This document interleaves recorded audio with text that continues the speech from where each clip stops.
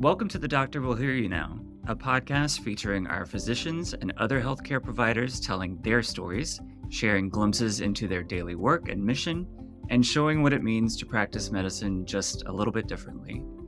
Healing you means hearing you, so let's talk. I'm Ben. And I'm Lexi. So we're going to shift gears a little bit and transition to share a story about one patient's experience. Sharing stories from patients in our communities is an important part of building listening and healing into the healthcare experience for all. Today, we'd like to welcome Lauren Pogue, a patient from Meridian, Mississippi, and her husband, Jeremy, who has a unique perspective and experience because he's a flight paramedic. Thank you. Glad to be here. Last year, when Lauren was 36, she had a subarachnoid hemorrhage and was airlifted to St. Dominic's for treatment. Amber was part of Lauren's care team. Welcome, Lauren. Thanks for being on the podcast and for just sharing your story with us and with the community. Can you tell us a little bit about yourself and about your experience last spring that brought you to St. Dominic's? Okay, I was married for 12 years and I had 3 girls, ages 8, 10, and 12.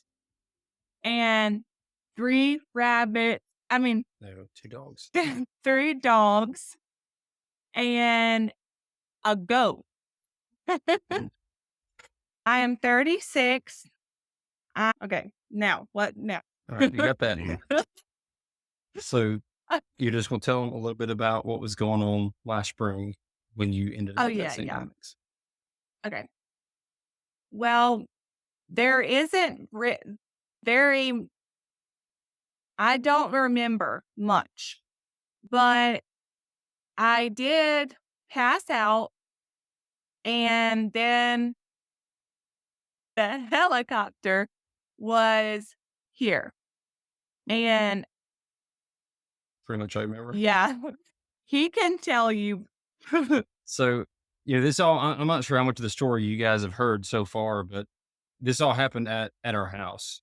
And I work for an air medical company as a flight paramedic. So I had just got home from work when it happened, and really everything was normal leading up to it. We didn't know she had an aneurysm. We didn't know she had any type of neurological compromise whatsoever. It was all kind of caught us, obviously caught everybody off guard actually. And so we were sitting there in normal conversation, just talking, and she said her head hurt really bad. And I asked her, where's it hurt at? And she's pointing right to where, she's like, it hurts right here, and pointed, to her left temple. And her speech got a little slurred at that point, and she passed out. Maybe a minute or 2 later, she came back around and then started talking a little bit more, but then her speech really changed and all of her words were backwards. Nothing really made sense whatsoever. And then she passed out again, which I already kind of was expecting, had a pretty high suspicion of what was going on. But once she passed out the second time, that's kind of a telltale sign of what's going on. And so, at that point we're a good 35 minutes from the nearest hospital, but it's not a stroke center. And so thankfully having the resources available, I called the company that I work for. They landed in our front yard, and the crew that was working came inside the house, treated her, stabilized her, got her ready for transport. And we left from my house and went directly to St. Dominic's, which is all in all, from the time that this happened and I called them to the time we were there and care was turned over, was a total of 55 minutes. So the time frame was really miraculous. But at that point, the first CT was kind of revealed the underlying, what we expected, something you definitely don't want to see, and I've seen it in other people. It was different being obviously a family member. That was a little bit of it hit differently, especially being, my wife. But, Right.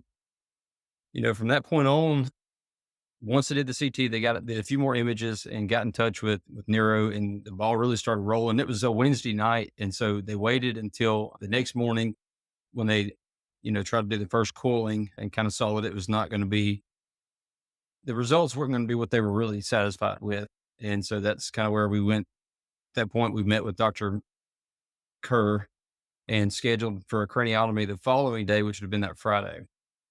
And so from that point, it was the surgery overall was very successful. They hit a lot of roadblocks along the way. But I mean, how they overcame those and how they were able to just navigate around such unexpected turns was phenomenal. I've transported patients for the last 13 years across the state and surrounding states, and that level of care and that level of just, I guess it's kind of hard to put into words, but her left ICA was so damaged that they ended up having to sacrifice it. That was the only way to move forward. And so hearing that, after the finish her craniotomy, once he called and kind of told me how it all went and how everything transpired, I'm like, there's no way there's going to be any type of recovery. As personally, it was my thought.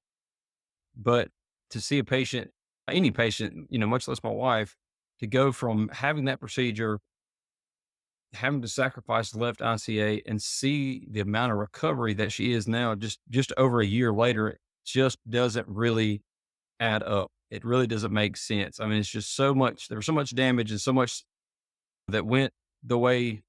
And I say that we didn't expect. I didn't expect it. Everything that happened, he said, "Hey, this is a risk factor. Hey, we're concerned about this. This could happen."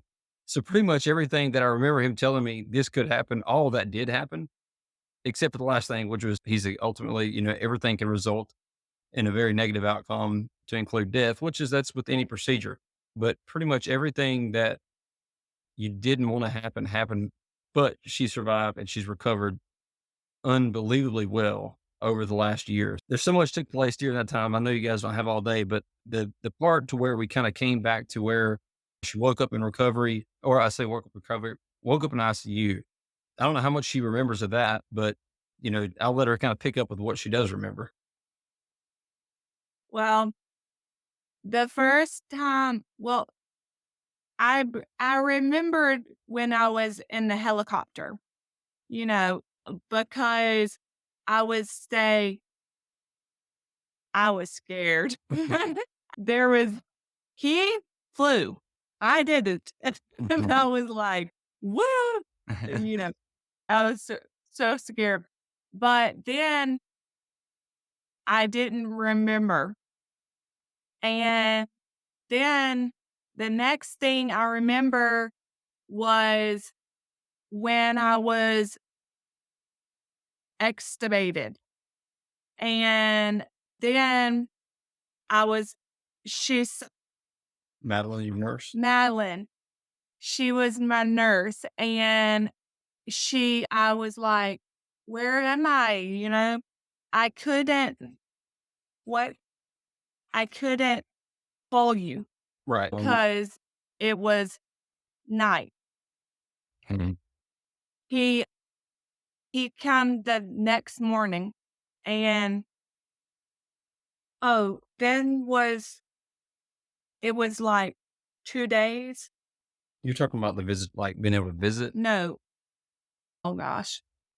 I can't remember. Then I had a stroke. The vasospasms. That's what I mean. Yeah. Yeah. So she had the surgery on Friday. It was sometime like Sunday night into Monday morning. She started having a vasospasm, which is what she was concerned about, or what the neuro team was concerned about. So they treated her for that, and she did have some new deficits after the vasospasm. Once she woke up from the craniotomy, her speech was, you could understand what she was saying. It was slow and it was slurred, but it was, as expected and really better than I anticipated it would be. But after the vasospasm, she's pretty much, there wasn't a whole lot of ability to speak. The CT the following week showed some new areas of infarct on the right side and the left side. And so, her movement on the right side was pretty much non-existent. She stayed paralyzed on that side for about 2.5 weeks, maybe, before she started regaining some movement there again, which is phenomenal. And then the speech definitely took a while to come back around, and she's made huge progress with that. For months, it was just yes and no and nope and yep. And that was really about it. Everything was kind of a 21 questions game, and you used visual cues and notes and pictures of stuff and a lot of pointing, speech therapy and all that. She's come a long way, and it, it kind of comes and goes. Some days it's really good and clear, and some days it's, not as clear, and she gets nervous, and it, like anybody else, it's just, amplified. So She has an excuse why she can't speak very well. I, on the other hand, don't. I just can't speak very well. Yes, you are. I always say I'm a better writer than I am a speaker. Absolutely. Yes. I can Yes. fix anything from a keyboard. Yes. So, how long was the hospital stay overall? You were there about 3 weeks. So you can say 3 that weeks. word if you want to. 3 weeks. Right. And And then I had to go to a different hospital. Yeah, she was in St. Dominic's she's in ICU a little over 2 weeks and then, or neuro ICU, a little over 2 weeks. And then she went from neuro ICU to a regular room and stayed there. I think it was about a week as well. I think it was around total of 3 weeks at St. Mhm. Dominic's and then about 2 weeks at rehab, inpatient rehab, and then came home. So she got to the hospital on March 2nd and returned home April 6th. So it was it was several weeks there. Yeah. well, how do you feel now? How are you doing now in your own words? How's the recovery been for you? I felt great. There's lots of times I feel tired, but sometimes I just shuck it up and I don't, you know, but every day is much better. Every day. It's good. Was there anything else that you would want our audience to know about your experience or your recovery, or any advice or thoughts for other patients who may be going through anything similar? Well, one thing is that everybody who I talked to were nice. They were really nice. And that one would help. The next thing, what was it? Anything that you would want, any advice for other patients who may be going through anything similar? God. Like that they would be God, because when the hold on one second. Sure. Okay. When the everybody go hospital, when I was hospital. And in the hospital, Oh, are you trying to talk about when got to see the girls? no, but there's a good, okay. It was only like, how much time did y'all have? Oh, each day, like Yeah, visiting. yeah. I think it was 10 to 1. I think it was. Yeah, it only, you know, and it made me sad when I leave because, you know, my husband wasn't there. And I know it was part of it was they needed me to sleep, and the girls, where were they once I got? They stayed kind of with family and close friends, throughout that time. But how many was it? It was almost 2 weeks from when you got to see them Yeah. for the first time. It was right at 2 weeks. Well, actually, it was. So she asked about the girls like each day. That was one of their, when I she was finally missing them. when she woke up and was able to speak a little bit, between her craniotomy and she had the vasospasm. She asked about the girls, and I missed them. oh, I absolutely. bet. Yeah. So when she went to a regular room, the visiting was now, of course, this was on the tail end of COVID restrictions. So still, it's kind of hard. It was very structured as far as like the visitation was. But once we got to a regular room, she asked about seeing the girls. And so they're like, look, we can probably make that happen. Give us just a little bit. Let's, ask about that. So, I mean, it literally was a few minutes. They came back in like, hey, look, let them come Sunday. And so some friends brought us Sunday, and there's a video floating around of the first time she got to see the girls, which was pretty It was, incredible. yeah. But that was, on a personal note, that was huge as far as recovery goes, because any type of recovery that you deal with, either maybe some sort of depression or you kind of hit that slump where you're just discouraged, especially a neuro patient, even more specifically, that part of the brain really makes it difficult. So she was, she lost her speech, she lost her ability to move and communicate and those, everything in those areas for a while, but she never lost the motherly instinct. And that picked up, once she woke up, that was one of the first things she asked about. It was huge props to them for accommodating that and letting Lauren see the girls for the first time. And it was a pretty cool private moment. I mean, it was just, they said, "Hey, just let them come this afternoon." And so, we were in a regular room at this point. So we just, the staff came in and got Lauren and pushed her out in a wheelchair and just kind of, took us outside and got out of the way and let us just have a few minutes, really as long as we wanted. At that time, Lauren was still, 10, 15 minutes. She was ready for a nap. She kind of was really exhausted, but that was huge in the fact of giving you that breath of fresh air and that desire to get better and to push forward and to, to work hard in therapy and in general, just in recovery, to be able to get on our own 2 feet again, literally, and get home. So that was a monumental moment. And that comes up a lot in conversations. It's kind of being on this side of it now. I really didn't realize how beneficial that was. Hmm. But looking back, it was a big turning point in just her, I would say, just kind of her mental status as far as wanting to get better and wanting to be able to, to participate in every little thing that therapy offered. So that was huge. That was really huge. That's wonderful. I'm sure that it was just the motivation you needed to keep pushing on to see why you wanted to recover and needed to recover for those three sweet little girls. Yes, it was. It was amazing. I have one question. It's more of one. Just I'm curious. Do you still have the goat? Is still living with you? Oh, well, the goat, same as Bendy, and I gave him back once he got, but I still ride my side by side and go see him. Oh, good. Yeah. He's precious. He he they came him back, like, 'cause I gave him back, but they said I could keep him, but it was hard. Yeah, It was hard. It was I easier bet. when it was little. Yeah, Yeah, I bet. It's good to just have visitation time and not yeah, all the Yeah. time. yeah. What can you tell us about the doctors and the care team at St. Dominic's? I loved them. They were amazing, amazing. What was the name? Of your neurosurgeon was Dr. Kerr. Yeah, Dr. Kirk. I loved him. And he was the one that I really, was it him who brain? Yeah. Yeah.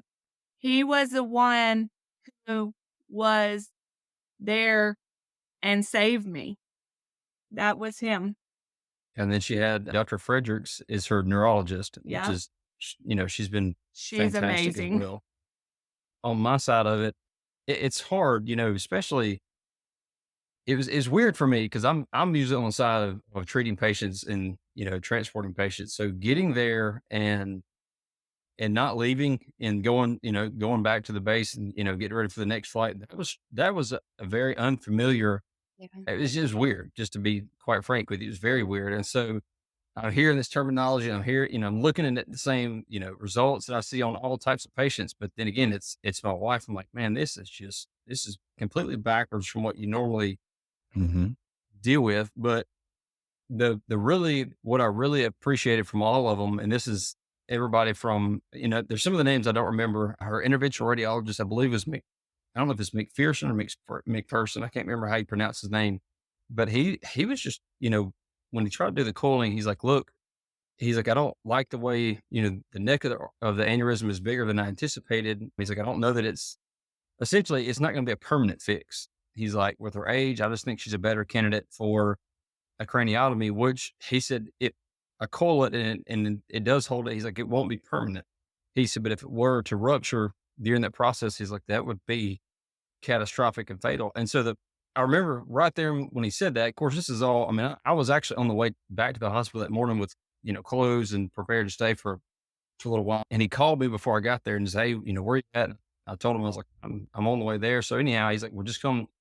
When you get here, tell me where to go to." He said, "I'll meet you there. We'll talk about it." So the open communication was big. It wasn't a lot of, "I'm going to tell you this and I'm going to walk off." It was an exchange of questions there, and that's not always the case. And so I just told him, when he got done telling me, "Hey, this is my concern. This is could be the outcome, but it's better that we go this direction." And again, that was going towards a craniotomy. So, and I told him, "Man, I said, I appreciate your honesty, and I appreciate you not just go ahead and doing it anyway." That was huge for me. And seeing Dr. Kerr when I met him, it was the same thing. He's like, "Look, I'll be honest with you, and how open."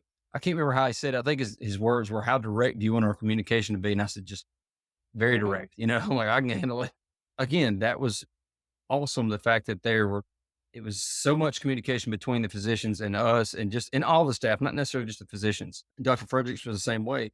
It was almost comical because when we were getting ready to go to therapy, or being discharged rather, to go to inpatient therapy, she was, and I didn't really know it. I don't know if it's even the right way to say it. I didn't know how big of a deal she was in the sense of, as a neurologist. And I was like, why are all these people following this lady around? I mean, like, when she'd make her rounds in the morning, there'd be people everywhere. And I'm like, this is interesting. Well, it didn't take long to kind of ask around. They're like, "No, there's a reason for that." So I'm like, man, okay. So it was, it was kind of was funny at that point. But when the day she came in, is like, "Hey, we're fixing to send you to therapy. I'm going to sign off. We'll get you out of here and get you over there."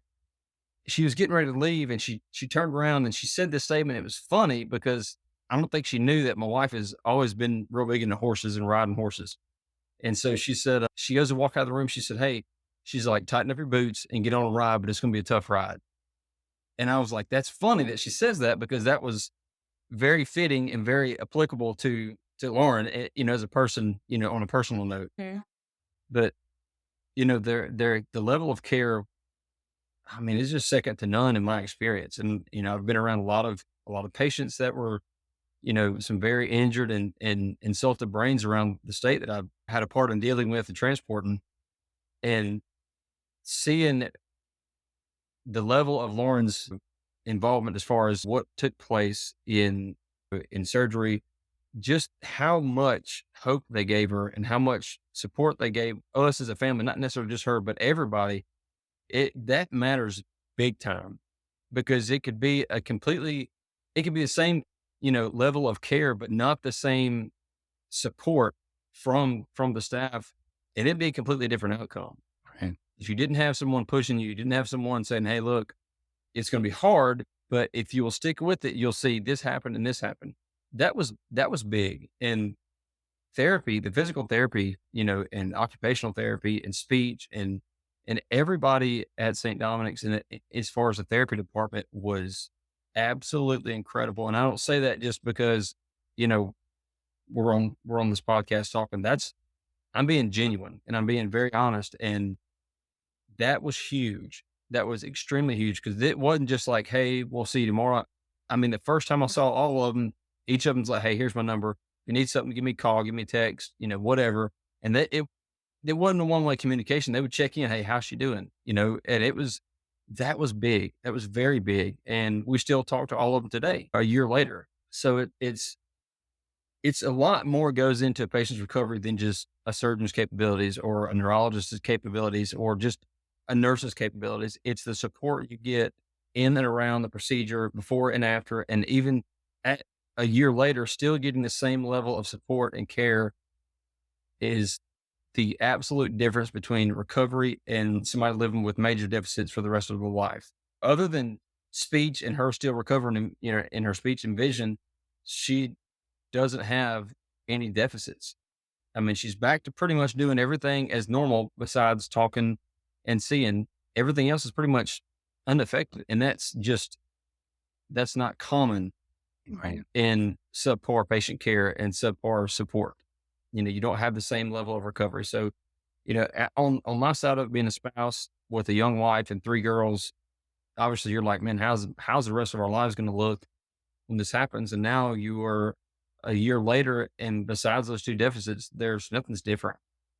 Again, that goes back to every aspect of patient care, patient treatment, support, all of that comes into play. And so you take any of those factors out of there and you have a completely different outcome. And that's my side of it. I can't speak for her. I can just speak for what I witnessed and what I saw during that time. And so, hats off to St. Dominic. It was funny because I got asked, several times throughout our stay, why did y'all choose to come here? What was your reason for coming here? And I told him, I said, this is not a poke at any other facility. This isn't a jab at anyone. This is just my personal statement. I said, I've transferred a lot of injured and sick brains around the state. So transferring a lot of stroke patients around Mississippi, it wasn't really a question mark of where to go to. And I said this to family members before Lauren ever had her stroke. So it's not like this is just made me a believer then. I just got to see, well, essentially I got to see what I've been talking about for years, firsthand. So, that's my 2 cents on my side of it. That's wonderful. Thanks for sharing that. I'm just so glad that was your experience and that you've made so many great strides, Lauren, since then. Were you able to get back on the horse? Well, Almost. not yet, but it's coming. Good. It's coming. That'll be a great milestone. We know you will get there. Yeah. We'll have to send some pictures when that happens because Yes. it's really our last visit with Dr. Kerr. He's like, you need to go on living life like nothing ever happened. He's like, you're not going to hit your head and have a problem with it. You're not going to, just go on like nothing ever happened and enjoy life. And so really at this point, there's nothing to hold her back. We just hadn't got there yet, but Yeah. we got a horse still. We just hadn't rode him. Mhm. Yeah, we would love to see pictures when you're Absolutely. comfortable. I will. I think this really speaks to how important it is to respond quickly when you Yeah. see something happening. I mean, Jeremy, I know you've had experience with this, so you were able to kind of see the signs Right. early. Yeah. And we tell people all the time, just, the general public, if it's some type of, educational conference or just, talking to an individual, time, if you're going like cardiac related, we always say, time is tissue. Each second counts, but, in the brain, it's like even more so. And the fact of, not everybody's going to have the opportunity or the resources that we had that we were very blessed to have. But even in the case of somebody that doesn't know much about stroke patients, or you can recognize the signs pretty easy. It doesn't take much to just a little reading or a little education. You can realize something's not right. And don't sit there and wait. Get somewhere. Get wherever you can get that you can get the help you need and get you to the correct place. Because that makes all the difference in the world. Being able to go from our home to there in a timely manner, got the care started, got the images that, the scans that were needed, and know the direction to go. And at that point, man, it was all on them. We literally just sat there waiting there, and they came with not very long at all with a game plan. Hey, this is what we're going to do, and this is how we're going to do it. That's huge, So time is definitely a huge factor in stroke patients. How far is St. Dominic's from you if you didn't have the helicopter?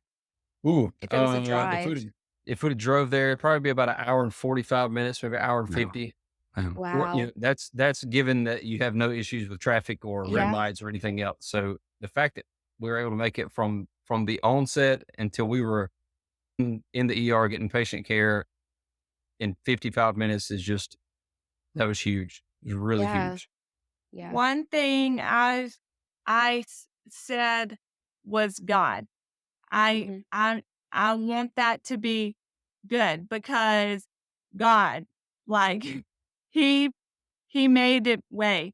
And when I was in the hospital, he showed me.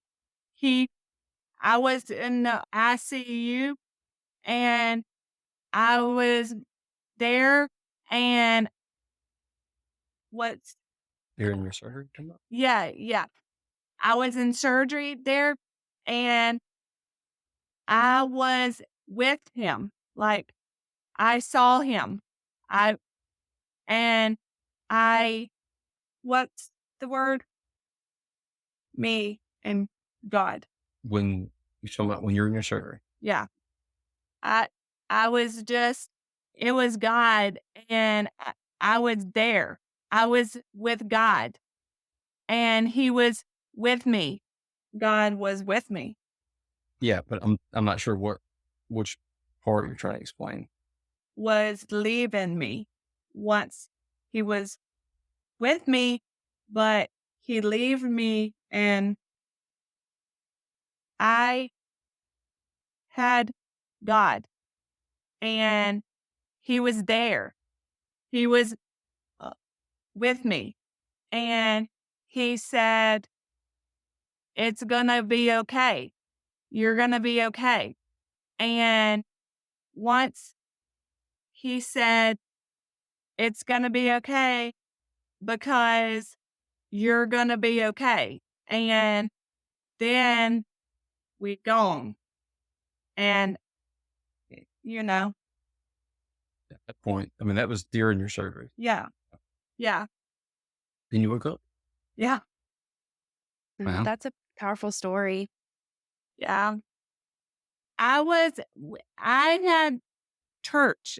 I had been in church you had been forever. Oh, you're talking about before this. Yeah. Okay. But I had been for, A few years. I mean, like once we met, like when we got married, you're already going to your church. yeah. And then, you know, everything happened, and I wasn't scared. I was fine. I was either die or I'm not, but I was fine. I was like, okay. And what were you going to say?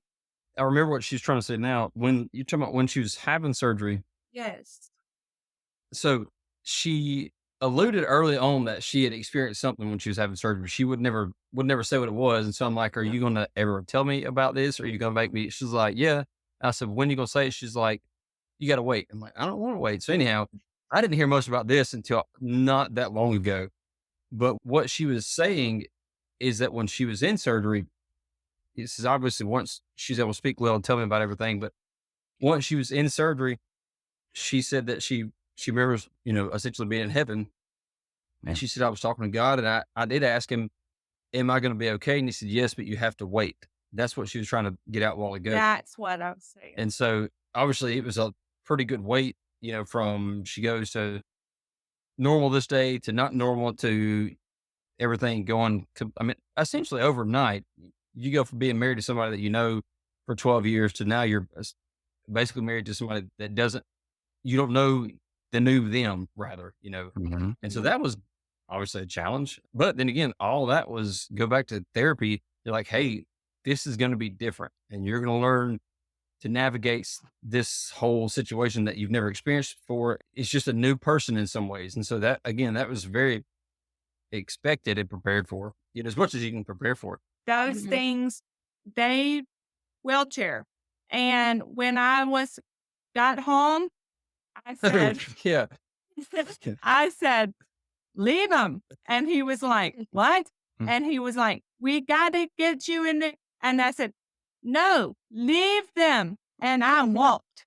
I walked. Yeah. Look, So hold it higher. this is the, Wow.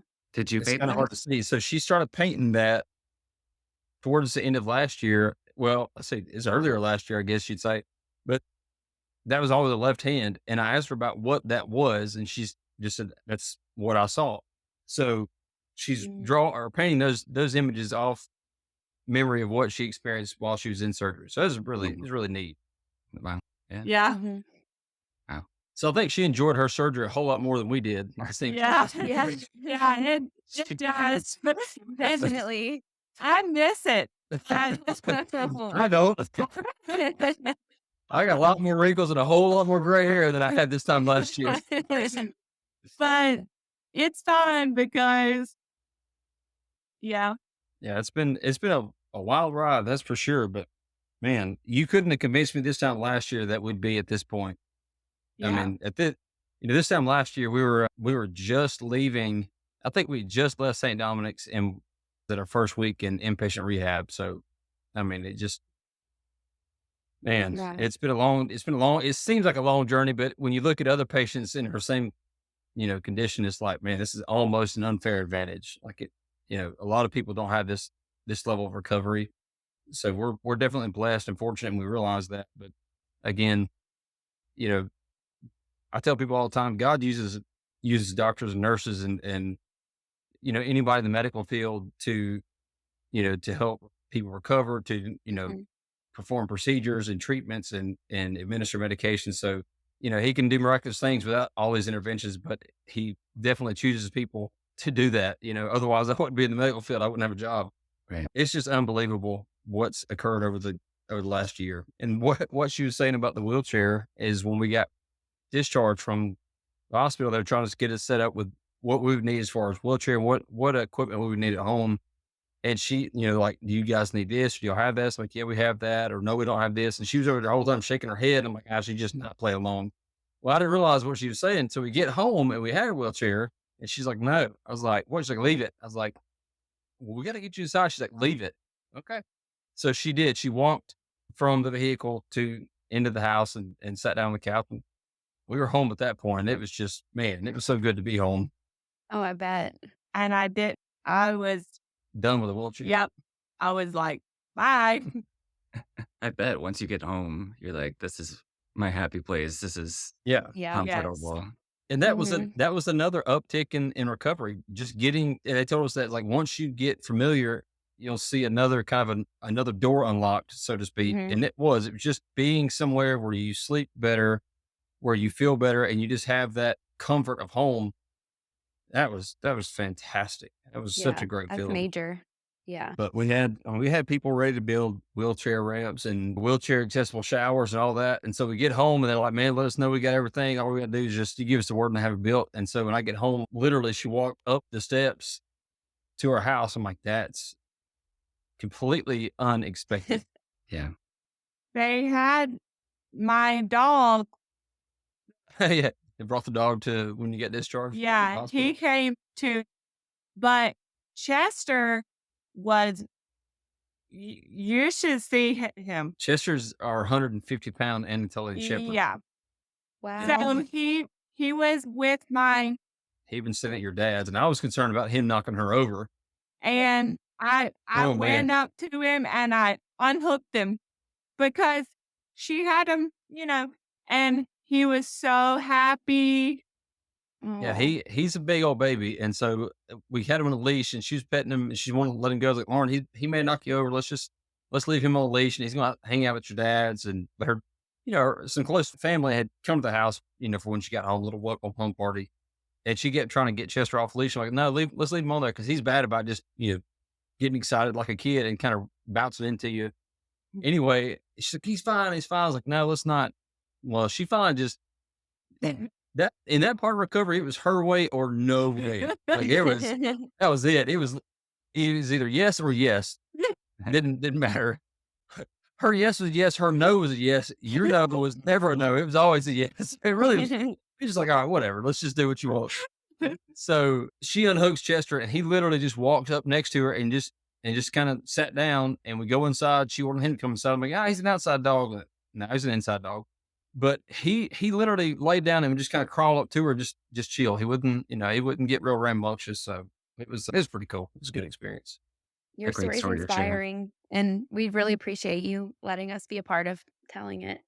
Thank Absolutely. you. We're excited. I was off work for 8 shifts, I believe. And my first shift back, I had encountered a stroke patient, and that was completely different outlook. And I'm like, it hurt my feelings big time. It still does. I'm just like, man, I know what these people are fixing to go through.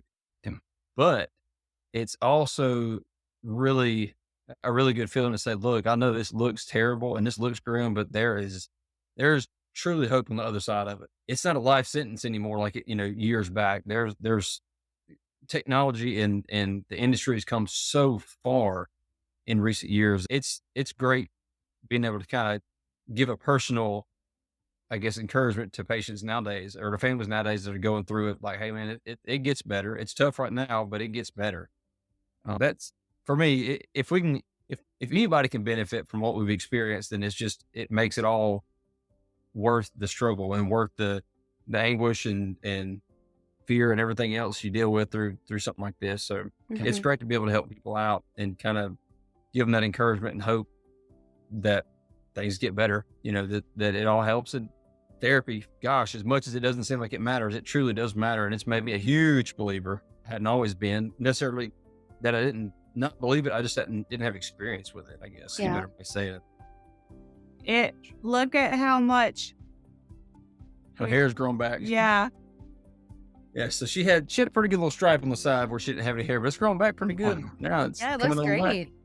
Look, It's going back. It looks good. but the hair, they did a great job because you can't even tell it. Mm-hmm. Like that, she was asking about, at one time where the scar would be, but they shaved like half an inch from kind of the center all the way down, and the scar is concealed pretty well. Thank you again for joining us, Lauren and Jeremy. And listeners, thanks for tuning in. We'll have everything we discussed and other helpful resources linked in the show notes. And we'll be back soon with more episodes of The Doctor Will Hear You Now, a podcast from Franciscan Missionaries of Our Lady Health System. If you have ideas for topics you'd like to hear on the show, email us at podcast@fmllhs.org. Thanks for listening.